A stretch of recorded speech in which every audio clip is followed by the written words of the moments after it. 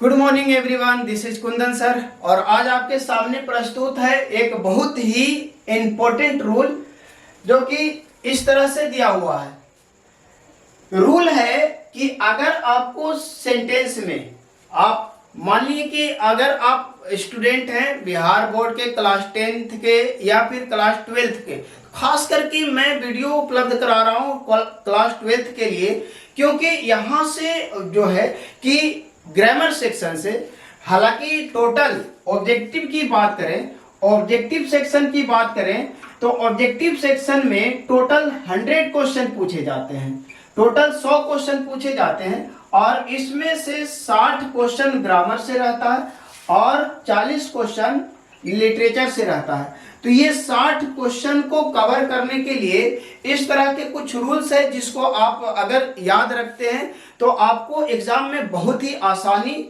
मिल जाएगी एग्जाम के क्वेश्चन को बनाने में। तो आइए देखते हैं कि आज के ये इस रूल में क्या कहा जा रहा है।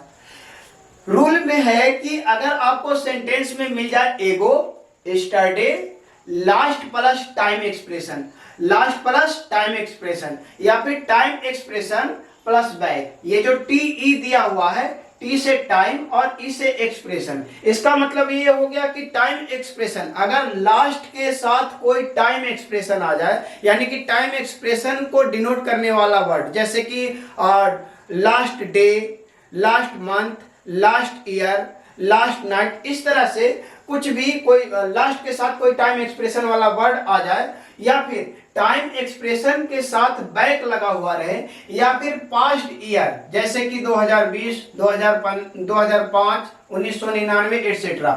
कहने का मतलब कि अभी 2024 चल रहा है तो ये आपका प्रेजेंट ईयर है, लेकिन इससे पहले जो गुजर गया वो पास्ट ईयर हो गया।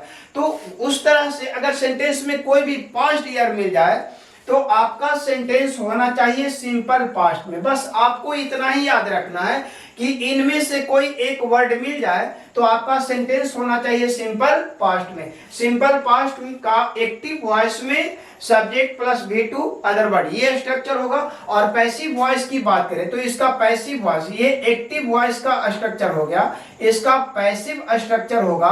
पैसिव स्ट्रक्चर यहाँ पे सब्जेक्ट प्लस वाज या वर plus V3, was were plus V3, subject was were V3, active में सब्जेक्ट V2 अदर वर्ड और पैसिव में सब्जेक्ट वाज वर V3, इस तरह से स्ट्रक्चर होता है।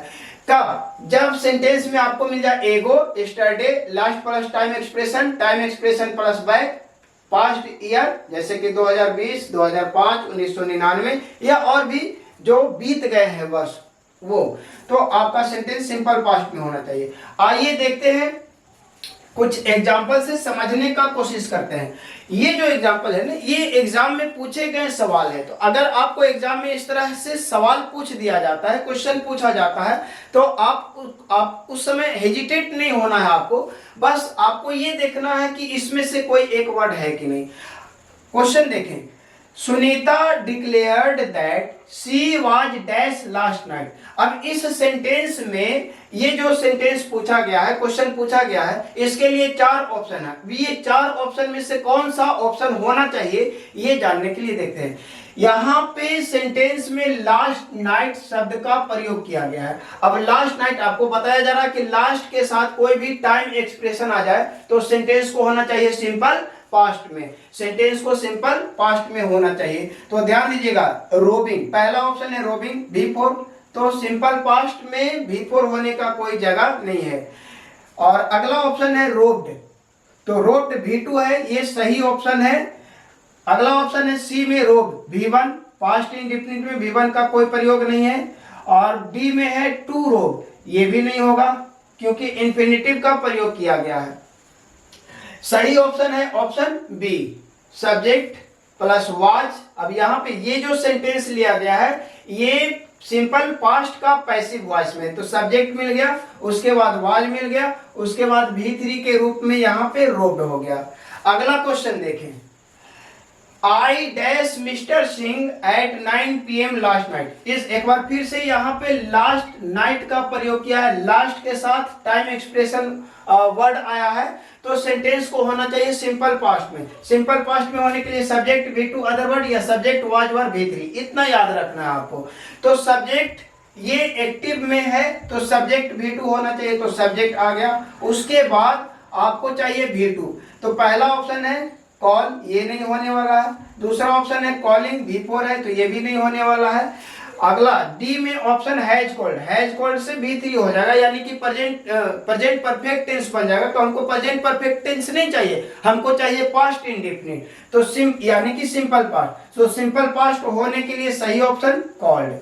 बस आपको यही चीज देखना है, सेंटेंस का हिंदी क्या होता है एट दैट टाइम। एग्जाम के समय में उसका हिंदी अगर आप नहीं सोच पा रहे हैं, उस सेंटेंस का सेंस नहीं निकाल पा रहे हैं, तो आपको बस ये वर्ड पकड़ लेना है। अगला क्वेश्चन है I dash him 2 years ago। अब इस सेंटेंस में एगो शब्द का प्रयोग किया है, तो आप देख पा रहे हैं कि एगो, अगर सेंटेंस में एगो मिला तो सेंटेंस को होना चाहिए सिंपल पास्ट में। सिंपल पास्ट होने के लिए सब्जेक्ट V2, तो सब्जेक्ट आया। उसके बाद सा, सब्जेक्ट सा, सही जवाब सा है। सब्जेक्ट V1 नहीं होने वाला है, V4 नहीं होने वाला है। हैव सीन प्रेजेंट परफेक्ट बना लेगा तो ये भी नहीं होने वाला है, तो सही जवाब होगा subject V2। I saw him 2 years ago।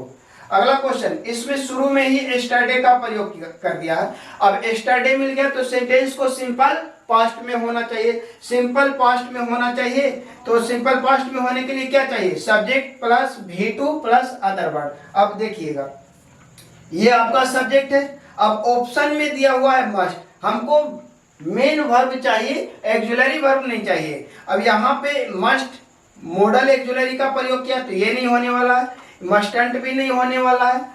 और आगे यहाँ पे डी में हैव टू, हैव अपने आप में प्रेजेंट का बोध कराता है तो ये नहीं होने, हमको पास्ट चाहिए, पास्ट का बोध कराने, हैड पास्ट का बोध कराता है, ये तो ये सही जवाब हो गया।